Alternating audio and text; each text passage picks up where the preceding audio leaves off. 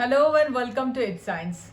In 1924, a young physicist, Louis de Broglie, sent his PhD thesis to a panel in Paris. Some people utter his name as Louis de Broglie. He was a duke, and I pronounce his name as Louis de Broglie. And after going through the thesis of Louis de Broglie, the panel could not make head or tail of it. So they sent the thesis to Albert Einstein, and Einstein realized that it is really gem of a work, and he got his PhD degree, and 5 years later he received Nobel Prize on the basis of his PhD thesis. So he is a very genuinely striking personality in physics, though just only some physics students and physics people know his name. Einstein realized while explaining photoelectric effects that light is composed of some particles which he called corpuscle. Today we call them photon, and Max Planck showed that these photons have definite energies which depend on their frequency. Suppose this is an electron on the metal surface. In photoelectric effect, what happens is a photon of electromagnetic radiation, they strike the surface, and if this photon has sufficient energy, it could liberate this electron from the metal surface like this. So this is a 1-for-1 interaction. So light, which is an electromagnetic wave, behaves like a particle. But it is a wave because electromagnetic waves are waves. Louis de Broglie took this idea and he proposed that the fundamental particles like that of an electron have a wave associated with it.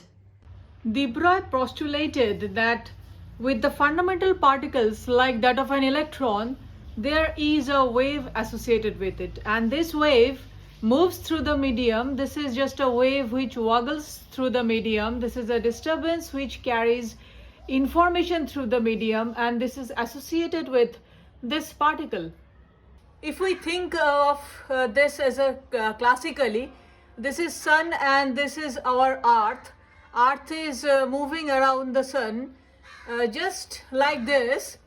If we consider this golf ball as a proton, so inside a hydrogen atom we get this picture, one proton and one electron, and this electron is orbiting just around the proton.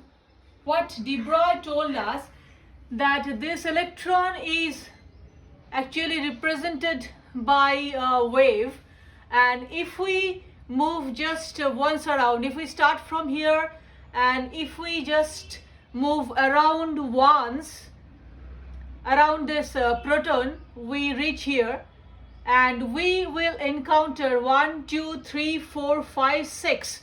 That means integral number of nodes. This is the basic concept of quantization. We will have 1, 2, 3, 4 or maybe 10 or maybe 100 nodes here. We will never be able to have like a 7.5 nodes or maybe 11.2 nodes. So these are meaningless. Now what we meant by the discreteness is, suppose if we look into these birds, there are so many birds here. And if we count this, they may count up to 20 or 25 or maybe 22 or maybe 27, 30, etc. But we just can't have 23.1 birds. So that is the integral number of birds. To further illustrate this, if we can count the number of petals of this flower, we can count them. And this number is an integral number. And these integral numbers are very much discrete. But in contrast, if we think about measuring the height of this pot, this height continuously changes from 0 to a certain value, and reaching from 0 to its maximum value, it will continuously changing. Likewise, while electrons are orbiting the protons or any fundamental particles, their momentum is discrete. Their momentum is quantized.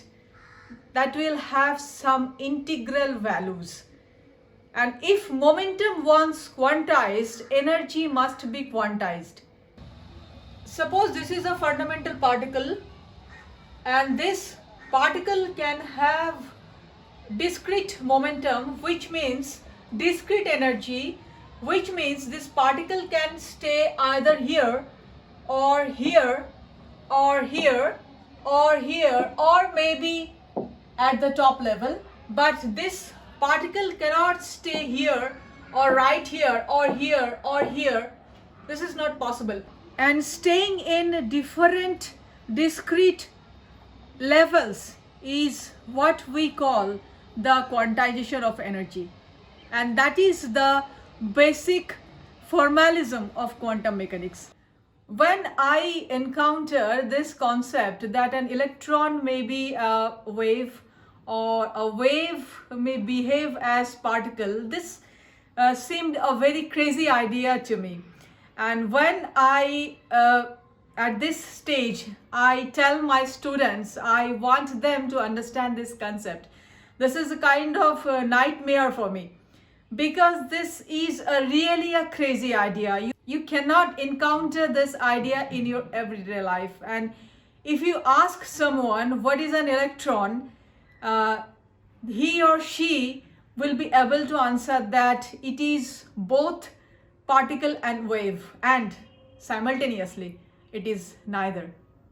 To explain the wonderful association of waves with the particles and particles with the waves, de Broglie gave this beautiful relation. This on the left hand side has momentum, which is a particle property. Right hand side we have lambda, which is the wavelength, which is a wave property. So this relation is basically a very successful and wonderful marriage between particle property and wave property, and this is a constant. This is called a Planck's constant, and this deserves a separate video. The bizarre concept of electrons comprises of waves and light, which are waves. They are also particles. This concept that with every fundamental particle and wave is associated with it was very much helpful to was actually the deciding factor to give us the electron microscope. Schrödinger and Dirac gave wonderful mathematics to deal with this. But Louis de Broglie, after opening this new thoughts, new fundamental concept of physics, he himself hated it, because he thought that wave functions are real and physical. But this works very well in mathematics, but physically realizing this concept is extremely tricky. This video is a very small tribute to Louis de Broglie, who opened a Pandora's box, who opened a new branch of physics, what we see today as quantum mechanics. Please let me know in the comment section below, how am I able to make you understand this kind of bizarre concept. Thanks for your time.